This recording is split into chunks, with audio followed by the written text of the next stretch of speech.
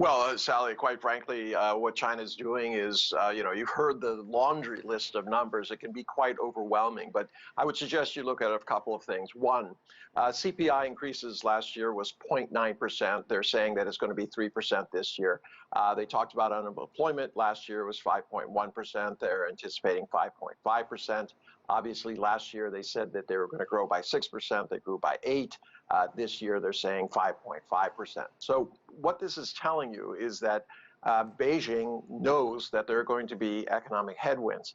But what was most interesting is that the lead story was Xi Jinping going to the Inner Mongolia Autonomous Region and talking about the social, ecological, cultural programs that they have been pursuing and making sure people understand that the ecology and local development are going to be put first.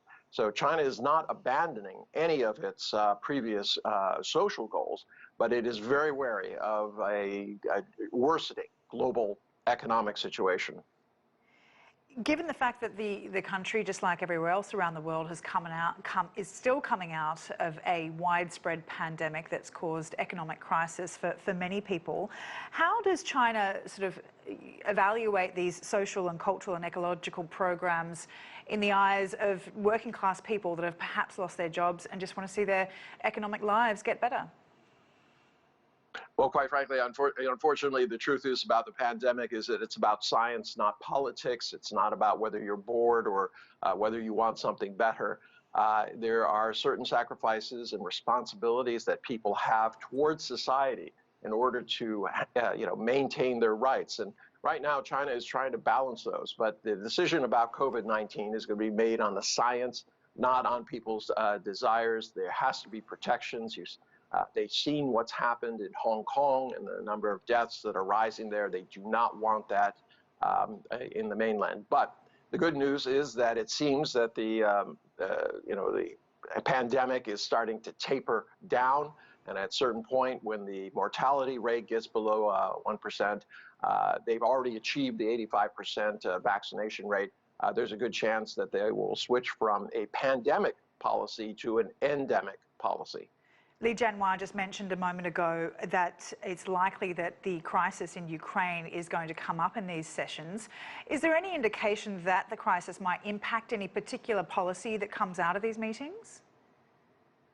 Well, it's not necessarily the policies themselves. I mean, this situation in Ukraine and with Russia is impacting the world economic situation. There are just so many areas where whether it's Russian, Ukrainian wheat, whether you're talking about auto parts going to Europe, whether you're talking about neon, which is absolutely crucial to making chips, computer chips. These are all being impacted. Fertilizer, I could go on and on.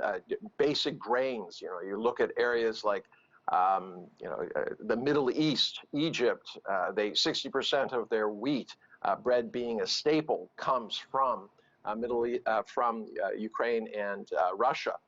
These are going to be very, very difficult things. You already have supply chain bottlenecks. This is going to increase them as traditional routes, which use land-based movement of these grains, is going to have to be replaced by ships, which are already in short supply. So China is well aware of the situation, but they're looking at this long term. They know that they have goals in 2030, 2060, not only ecological ones, but they also have in terms of GDP and the growth of things, growth of the nation, as well as social policies.